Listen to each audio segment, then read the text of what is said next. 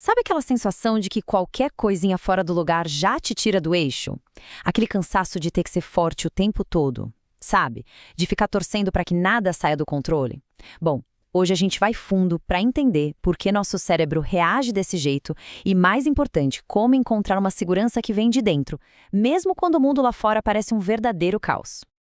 E para começar, tem uma ideia que é a chave de tudo isso. Pensa assim: a gente passa a vida tentando controlar a estrada, o trânsito, o clima, os outros motoristas, mas o nosso verdadeiro poder, a nossa força, está em aprender a pilotar o nosso veículo, as nossas reações, nossas emoções, nossas escolhas. É sobre pegar o volante da nossa própria vida de volta.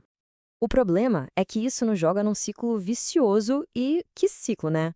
Pra gente se sentir em paz, a gente acha que tudo precisa estar perfeitamente no lugar. Só que a vida é cheia de imprevistos. Viver tentando controlar o que não dá pra controlar é como correr numa esteira. A gente gasta uma energia danada e não sai do lugar. Só fica o esgotamento. Mas por que a gente faz isso afinal? A resposta não é uma falha de caráter, não. Ela está na nossa biologia. É que o nosso cérebro ele opera com um sistema, tipo um sistema operacional de computador, só que muito, muito antigo. Ele foi projetado para a sobrevivência num mundo que não tem nada a ver com o nosso hoje. E o trabalho principal desse sistema antigo é tentar prever o que vai acontecer. E para fazer isso, ele só tem uma ferramenta: o passado. Cada experiência, seja ela boa ou ruim, vira um dado que ele usa para projetar o que vem pela frente. Ou seja, no fundo, ele é um grande repetidor de padrões, e não um criador de novas possibilidades. E é aqui que o conflito começa. De um lado, o nosso cérebro buscando segurança naquilo que ele já conhece, no que é familiar, no que é certo. Para ele, conhecido significa seguro. Do outro lado, a vida, que por natureza é desconhecida, inesperada e cheia de incerteza. Esse choque entre o que o nosso cérebro quer e o que a vida de fato é, tá aí a raiz de boa parte da nossa ansiedade. E tem mais um detalhe perigoso nisso tudo. Se uma pessoa acredita, por exemplo, que não consegue lidar com a incerteza, a mente dela vai fazer de tudo para provar que ela está certa. Ela vai buscar no arquivo todas as memórias que confirmam essa crença. Ela literalmente filtra a realidade para reforçar o que já se acredita, mantendo a gente preso nesses padrões de insegurança.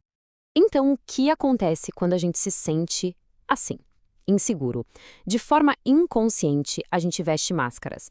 E não é para enganar ninguém, não. É um mecanismo de defesa automático para nos proteger da frustração, da dor, da decepção. Existe um conceito chamado triângulo dramático que descreve 3 papéis principais que a gente assume. Primeiro, a salvadora, aquela que tem que consertar tudo e todos. Depois, a vítima, que se sente impotente, que acha que nada dá certo. E, por fim, a perseguidora, que está sempre culpando os outros. O drama da coisa é que esses papéis precisam um do outro para existir. E isso cria um ciclo de frustração que não tem fim. Mas o ponto mais importante é, isso não é quem a gente é. São só padrões reativos que nos deixam presos. Tá. Então a grande pergunta é: se tudo isso é automático, se é inconsciente, como é que a gente sai dessa roda de hamster? Como é que se quebra esses padrões para encontrar uma segurança de verdade, uma que não precise de máscara nenhuma e nem de controle externo? Bom, vamos voltar para a nossa metáfora principal. Chegou a hora de retomar o volante do nosso veículo. A mudança não vai acontecer tentando consertar a estrada lá fora. Acontece quando a gente aprende a dirigir com mais habilidade, com mais consciência aqui dentro. E a boa notícia é que o caminho para isso é bem mais simples do que parece. Começa com 2 ações muito práticas e poderosas. Aprender a observar os próprios pensamentos sem se tornar um deles e usar a respiração para literalmente acalmar o sistema nervoso. O primeiro passo tem um nome um pouco chique: metacognição. Mas a ideia é bem simples. É a capacidade de dar um passo para trás e olhar para sua mente funcionando. Imagina que os seus pensamentos são como nuvens passando no céu. A gente não é as nuvens, a gente é o céu, que simplesmente observa elas passarem. E esse ponto é fundamental. A verdade é que a gente pensa muita besteira ao longo do dia. É normal. Se a gente se identifica com cada pensamento de medo, com cada pensamento de insegurança, a gente fica paralisado. Mas quando a gente entende que somos apenas o observador, o pensamento perde o poder. Ele vira só um pensamento, não a verdade absoluta. E é aqui que o nosso corpo entra em cena. É a nossa âncora. A gente não consegue dar uma ordem para o nosso coração, tipo: coração, bata mais devagar. Mas a respiração, A respiração é a única função do nosso corpo que é automática e que a gente também consegue controlar. Ela é a nossa chave de acesso direto ao painel de controle do sistema nervoso. Quando a gente respira de forma lenta, de forma profunda e consciente, a gente está enviando uma mensagem bioquímica lá para aquela parte mais antiga do cérebro. A mensagem é clara. Tá tudo bem por aqui, não tem nenhum leão correndo atrás da gente, pode desligar o alarme. Isso interrompe na hora a resposta de luta ou fuga e traz uma calma real para o corpo.